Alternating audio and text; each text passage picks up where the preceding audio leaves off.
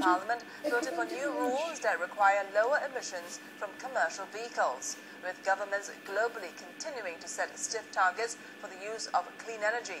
BiofuelsAsia, a Singapore-based clean energy company, is betting of Jatropha, a hardy plant that's also a source of biodiesel.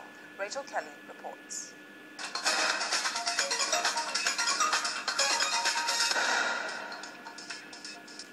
This soil may look pretty fertile, but the plants growing in it can in fact handle much tougher conditions, which perhaps feedstock couldn't handle.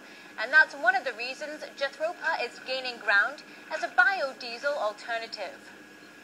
BiofuelsAsia says it expects demand for biofuels to grow between 20 and 30% annually for the next decade, and it's rooting for Jatropha to tap that potential. The Europeans, right, they have come up with a renewable energy directive, which basically says that by the year 2020, 20% of their energy has to come from renewable sources, which includes biofuels.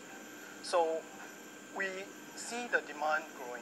Currently, most varieties of Jatropha, right, in the wild would produce around 1.8 to 2 tons per hectare every year.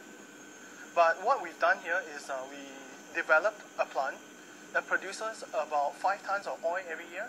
Some analysts estimate that the 900,000 hectare of Jatropha planted globally could produce roughly 1.8 million tons of crude Jatropha every year. To expand its operations, BiofuelsAsia says it's in discussion to set up a 700 square kilometer plantation in China. It's currently developing a 2,000 hectare plantation in Malaysia. There is actually a wholesale market for biodiesel, so we can either sell directly to the wholesale market, or we can do long-term off-take contracts.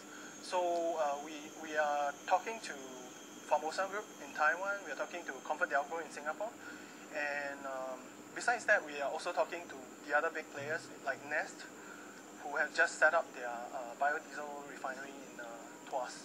So we can actually sell into the wholesale market, or we can do long-term off-take contracts. As demand for alternative energies such as biofuels picks up, BiofuelsAsia is expecting roughly 25% annual growth for the next 5 years, and the firm's planning to list in either London, Singapore or Hong Kong by the end of this year. Coming up ahead of the Singapore Budget 2011 tomorrow.